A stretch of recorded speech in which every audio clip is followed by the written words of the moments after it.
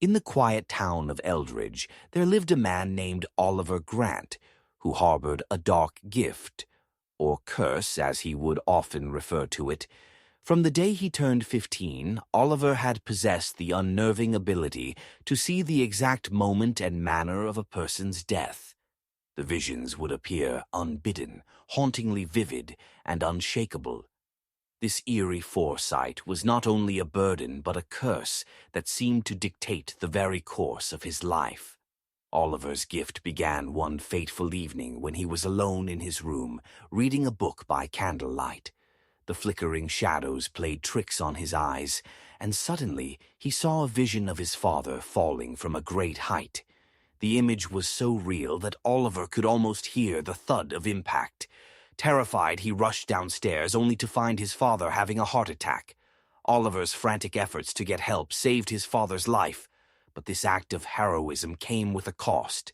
That night, Oliver's beloved family dog, Max, was hit by a car and killed, an accidental death that Oliver knew could have been avoided had he not distracted his mother with his panic. As the years went by, Oliver learned that his gift was a double-edged sword.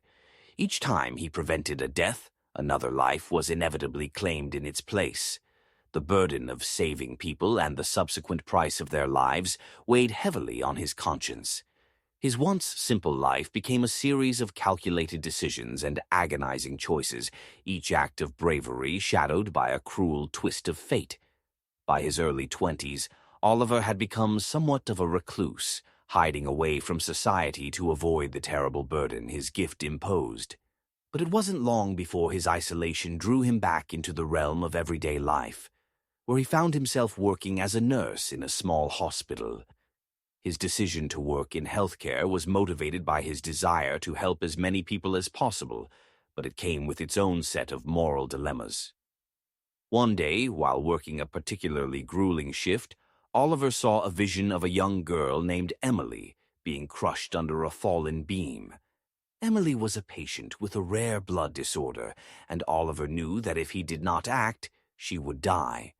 Determined to prevent this tragedy, Oliver initiated a series of safety checks and even managed to persuade the hospital to conduct maintenance on the old building's structure. Emily's life was spared, but Oliver's relief was short-lived. That same night, a construction worker was killed when the scaffolding he was on collapsed, a direct consequence of Oliver's intervention. As the years passed, Oliver's personal life became a haunting cycle of preventing deaths and dealing with the collateral damage that ensued. His relationships suffered, friends and family became distant, unable to comprehend the secret burden he bore. His ability to see death became a hidden torment that consumed him. One particularly fateful day, Oliver's visions grew darker and more frequent. He saw a terrible catastrophe unfolding, a bus crash that would claim numerous lives. Desperate to avert the disaster, Oliver contacted the authorities, but his warnings were dismissed as the ravings of a paranoid individual. Frustrated, Oliver took matters into his own hands, attempting to intercept the bus and warn the passengers. His actions resulted in a dramatic scene where the bus was halted just in time, preventing a horrific accident. Yet the cost was exorbitant.